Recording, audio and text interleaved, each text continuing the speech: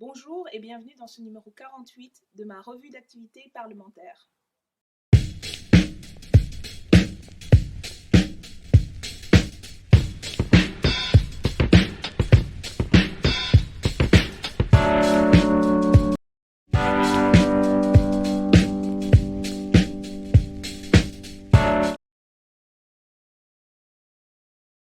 C'est la première revue d'activité que nous faisons depuis le début de l'année.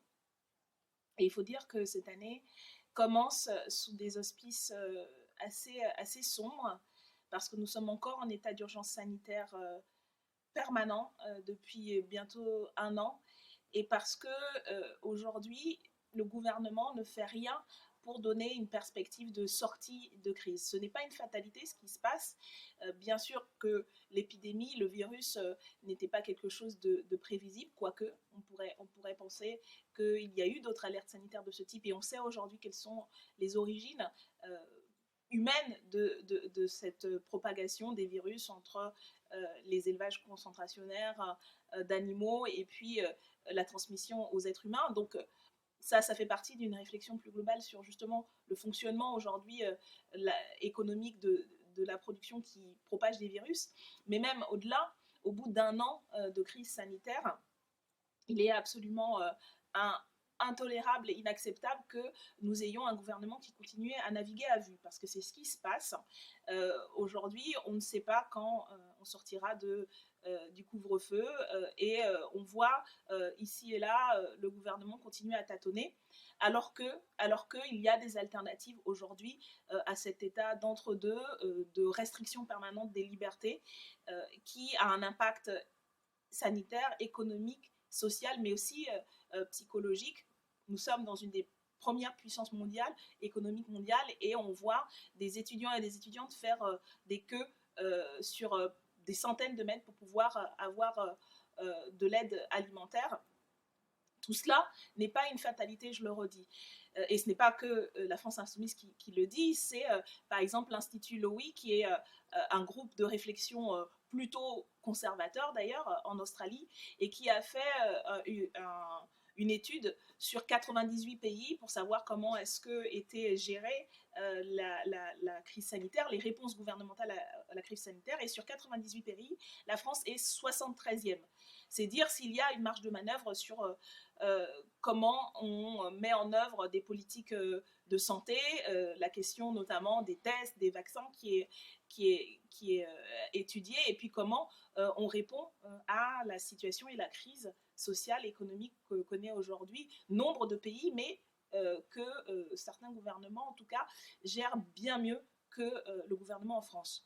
D'autant que depuis plus d'un an, la France Insoumise a fait énormément de propositions. Pas que la France Insoumise d'ailleurs, mais nous avons fait énormément de propositions en matière de réponse sanitaire, sur les stratégies de dépistage, sur les stratégies même vaccinales. Nous avons fait des propositions sur la question de la protection sociale face à la crise qui est aujourd'hui patente, notamment dans des secteurs comme les secteurs de la jeunesse.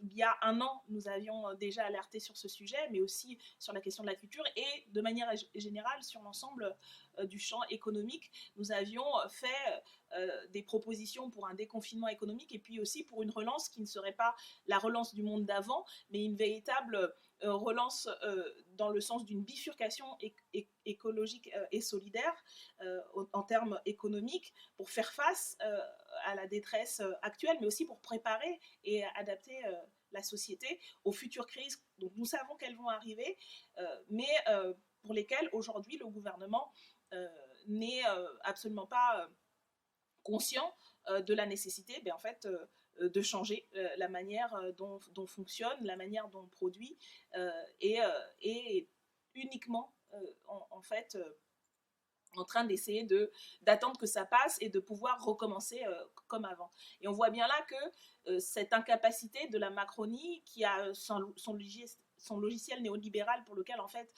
c'est le marché qui va pouvoir aider à ce que sa main invisible organise la société, que c'est la compétition, que c'est en fait voilà, les règles du néolibéralisme qui vont pouvoir se réappliquer après la crise, montrent en fait leur capacité à avoir une vision véritablement transformatrice et puis surtout une vision face à l'urgence actuelle. Et puis, en même temps qu'il y a cette incapacité en fait à penser le monde et à penser les nécessaires transformations de la société dans le sens d'une amélioration des conditions de vie de chacun et chacune et d'une protection de la planète. On voit depuis maintenant plusieurs semaines, et il y a une accélération claire dans la pré-campagne électorale de la Macronie, un autre versant plus idéologique avec des affinités affirmées avec l'extrême droite, ce qu'on l'a vu lors du débat télévisé entre Gérald Darmanin, le ministre de l'Intérieur d'Emmanuel Macron, et Marine Le Pen, c'est le fait que la Macronie assume aujourd'hui son adhésion à une bonne partie du discours de l'extrême droite et d'une certaine manière réhabilite en fait l'extrême droite avec qui Emmanuel Macron souhaite pouvoir faire campagne, puisque c'est ce qu'il a dit, son objectif c'est de pouvoir être au deuxième tour avec Marine Le Pen, pas face, mais avec Marine Le Pen, parce qu'ils font littéralement campagne sur les mêmes thèmes. On l'a vu dans le débat télévisé, on l'a vu aussi à l'Assemblée nationale avec le débat ou pseudo-débat autour du projet de loi sur le séparatisme qui affaiblit les principes républicains, qui est un projet de loi anti-républicain et anti-laïque, et qui sert tout simplement en fait à faire une espèce de course d'échalote avec la droite extrême et l'extrême droite. Comme le disait monsieur Darmanin, pour lui l'islam est un problème et il participe avec les autres courants de la droite, à créer tous les amalgames possibles et imaginables entre islam, entre islamisme et terrorisme. Et donc on a aujourd'hui un gouvernement, un pouvoir, des ministres qui déploient une stratégie clairement réactionnaire. Les dernières sorties de la ministre Vidal qui lance une chasse à l'islamo-gauchisme dans l'université sont un signal qui devrait être entendu au-delà des segments conservateurs qui ont bien entendu le message. Et vous voyez toute la droite qui se lance aussi dans sa course contre l'écriture inclusive ou je ne sais quoi d'autre. Mais ça devrait être un signal pour les républicains, pour les républicains et les républicaines, pour la gauche, du danger auquel aujourd'hui on fait face. Aujourd'hui, notre pays est comparé à des États autoritaires comme la Turquie d'Erdogan ou la Hongrie de Orban, parce que le pouvoir, parce qu'Emmanuel Macron a aujourd'hui comme projet politique non seulement la poursuite du néolibéralisme, mais également idéologiquement une manière de penser le monde qui est extrêmement réactionnaire et une manière de traiter la société, les contestations dont on l'a vu par exemple pendant le mouvement des Gilets jaunes, mais depuis en vérité le début du mandat, une manière extrêmement autoritaire, extrêmement répressive. On a eu une instrumentalisation de la police et de la justice à des fins de répression sociale et de répression politique de la contestation. Et donc, voilà, on a ce pouvoir macroniste qui se révèle dans toute sa violence sociale, dans sa violence économique et de sa violence idéologique.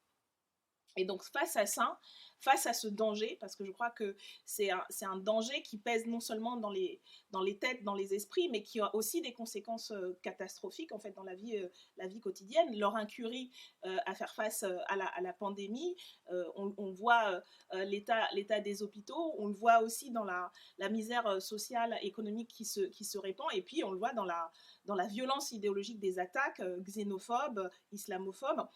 Donc aujourd'hui, on est face à un gouvernement et à un pouvoir, à un Emmanuel Macron, qui est en campagne pour renouveler et pour affirmer ce projet. À cela, ce n'est pas pour rien que la France insoumise est ciblée et désignée en fait comme l'ennemi et comme la force à éliminer de l'espace politique. Emmanuel Macron ne fait pas barrage à Marine Le Pen, il fait un passage pour Marine Le Pen en la réhabilitant, et surtout, il veut faire barrage à l'alternative que représente la France insoumise, que représente la candidature de Jean-Luc Mélenchon, et surtout que représente le programme L'avenir en commun que nous portons, un programme de protection sociale pour tous et toutes, de euh, refondation démocratique et de bifurcation écologique. Ce sont les trois pôles des idées et des propositions que nous faisons et que nous avons faites tout au long du mandat, qui sont aujourd'hui dans le cadre de Nous sommes pour, de la campagne pour 2022, en débat et en élaboration et en enrichissement. Et que nous aurons l'occasion dans les prochains mois aussi de porter à travers les échéances électorales qu'il y a dans les prochaines semaines. D'abord en avril, la législative partielle qui va avoir lieu à Paris, dans le 20e arrondissement. C'est Danielle Simonet qui est candidate pour la France insoumise. Il s'agit d'un renouvellement de mandat après le départ de la députée Georges Paul Langevin qui était élu dans cette circonscription. Et nous avons l'occasion de voir une nouvelle insoumise nous rejoindre à l'Assemblée nationale. Alors je pourrais passer encore une heure à vous parler du travail extraordinaire que fait Danielle Simonet depuis des années à Paris, aux côtés des habitants et des habitantes, qui est un porte-voix incroyable pour les luttes et qui est et une élue remarquable, reconnue pour la qualité de son travail. Elle peut porter ça et nous aider à l'Assemblée nationale dans ces derniers mois du mandat, dans cette dernière année de mandat, à mener cette bataille-là à l'Assemblée nationale. Donc en avril, il faut absolument se mobiliser pour que Danielle Simonet soit élue à l'Assemblée nationale à nos côtés et qu'elle devienne la 18e députée du groupe parlementaire. Et cela participe aussi de la mobilisation plus large pour l'échéance de juin, qui verra des élections au niveau régional et départemental. C'est Clémentine Autain qui est tête de liste de la campagne de la France insoumise, soutenue par le Parti communiste, et on l'espère d'autres forces nous rejoindront, puisqu'il s'agit aussi d'apporter une alternative à ce que Valérie Pécresse, la droite, a mis en place dans la région la plus riche du pays, où les inégalités n'ont jamais été aussi importantes et où il est impossible de vivre décemment et de pouvoir étudier, de pouvoir se loger, de pouvoir se déplacer quand on a voilà, des moyens modestes, même quand on est dans la classe moyenne. Voilà l'état aujourd'hui de la région parisienne sous le mandat de Valérie Pécresse, et c'est en alternative à cela que la candidature de Clémentine Autain à la région, avec des syndicalistes, avec des associatifs, avec des habitants et des habitantes, donc au niveau régional et au niveau départemental, et une véritable alternative à cela. Donc ça, ce sera en juin. Et tout cela, bien sûr, préparant aussi fortement par la campagne, par la mobilisation que nous faisons au quotidien et dans la perspective de ces échéances électorales, préparant 2022 et la campagne de Jean-Luc Mélenchon. Là aussi, qu'on espère pouvoir fédérer toutes les énergies, parce que c'est véritablement, face à la Macronie, la seule alternative véritablement crédible et conséquente qui porte les propositions de tous les mouvements sociaux, qui portent aussi la perspective d'une transformation de la société, de la protection sociale, sanitaire face à l'urgence, mais aussi de l'alternative et de la bifurcation écologique et solidaire. Voilà ce qui constitue, je crois, en ce moment, en tout cas pour moi, et je pense pour beaucoup, une espèce de lumière au bout du tunnel, et Je vous appelle bien entendu à participer chacun et chacune au quotidien aux côtés de celles et ceux qui luttent et aussi dans la mobilisation des prochains mois à Paris en avril, en région parisienne en juin et puis dans la campagne Nous sommes pour 2022, Jean-Luc Mélenchon et surtout l'avenir en commun au pouvoir avec un programme d'alternative réelle, sociale et écologique.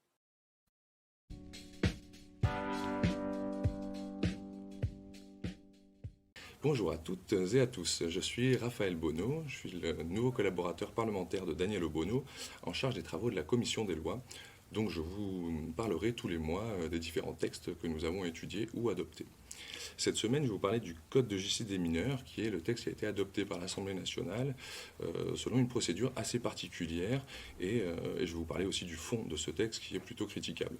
Alors sur la forme, ce texte pose plusieurs problèmes. Premièrement, il a été adopté sous la forme des ordonnances, c'est-à-dire que c'est le gouvernement qui a été habilité par le Parlement à adopter, à rédiger un projet de loi qui a été soumis tel quel à l'Assemblée nationale et au Sénat. Donc cette mesure des ordonnances ne permet pas un débat parlementaire clair et serein. Et en plus, le gouvernement a choisi la procédure accélérée, c'est-à-dire qu'au lieu d'y avoir deux lectures au Sénat et à l'Assemblée, on est passé à une lecture sur le texte. Donc c'est un texte qui est adopté à la va-vite et surtout sans concertation, que ce soit avec le Parlement ou avec les partenaires sociaux, les syndicats, les représentations, la protection judiciaire de l'enfance, de l'aide sociale à l'enfance. Et c'est surtout sur le fond, j'en viens maintenant au fond, un texte scandaleux dans la mesure où la seule volonté du gouvernement, c'est de faire un texte répressif.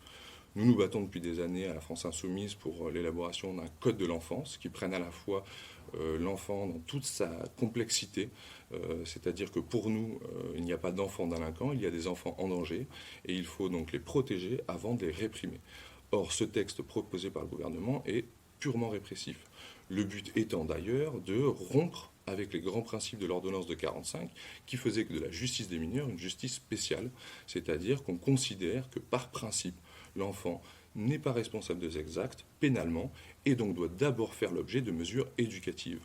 Or là, dans ce texte, la volonté du gouvernement est d'accélérer le jugement des jeunes et puisqu'on n'a pas les moyens de faire de l'éducatif et qu'il y a très peu de moyens pour la protection judiciaire de la jeunesse ou l'aide sociale à l'enfance, le gouvernement a choisi la solution répressive, c'est-à-dire accélérer les délais de jugement, prendre directement des mesures ou soit d'enfermement, soit des mesures répressives, plutôt que de faciliter la réinsertion éducative de l'enfant.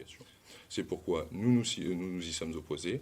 Nous revendiquons justement un véritable code de l'enfance qui prenne en considération l'enfant dans sa globalité, justement de sa situation personnelle, familiale, à sa situation éventuellement envers la justice s'il y a des crimes, des infractions, des délits commis. Mais il faut toujours privilégier une chose, c'est l'éducation.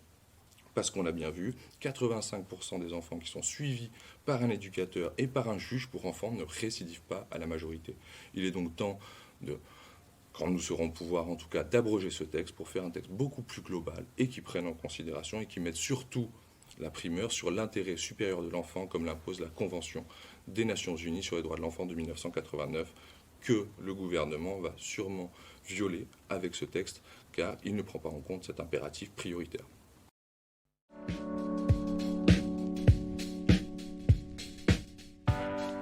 Bonjour à toutes et tous, je suis ravie de vous retrouver pour cette séquence de l'EMD consacrée à la circonscription. Alors, depuis la rentrée de janvier 2021, il s'est passé un certain nombre d'actions. Je vais donc vous faire un premier point sur l'implication des citoyennes et des citoyens dans la vie de quartier. Puis, je développerai la question de la mobilisation des acteurs de terrain.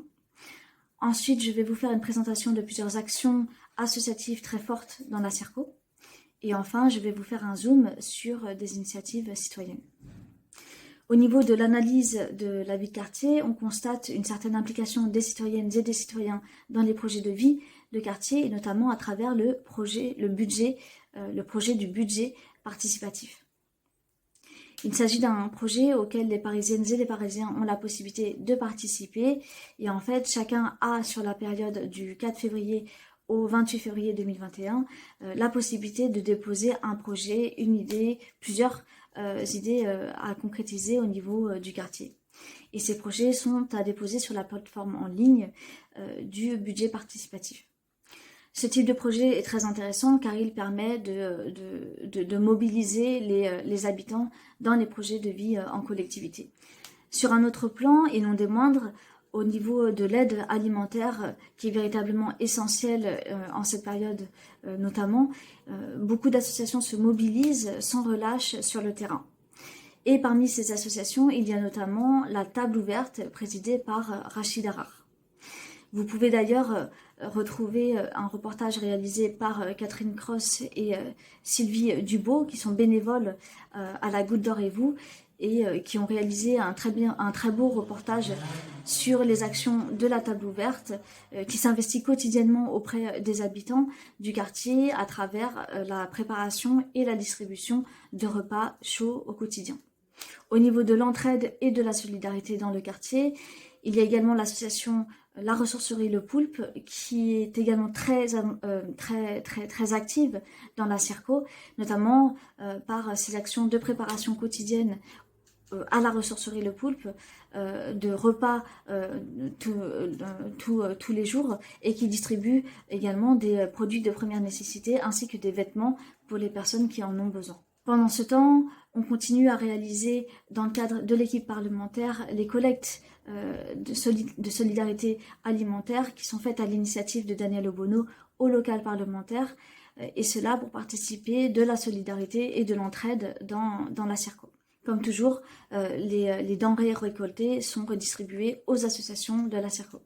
Enfin, je profite de cette séquence de l'EMD pour faire un zoom sur les initiatives citoyennes et notamment sur les actions de l'association Bout de Ficelle, présidée par Fawzi Derbouze, qui est à l'initiative des Night Trotters. Il s'agit en fait d'un club de randonnée de Rosa Parks qui organise des marches dans des quartiers de Paris. Et justement, leur 9e édition, leur 9e randonnée a lieu ce samedi 27 février 2021 dans les quartiers du 18e arrondissement. Et ces marches mêlent en fait finalement poésie et dépassement de soi, comme l'explique très bien le président de l'association, ce sont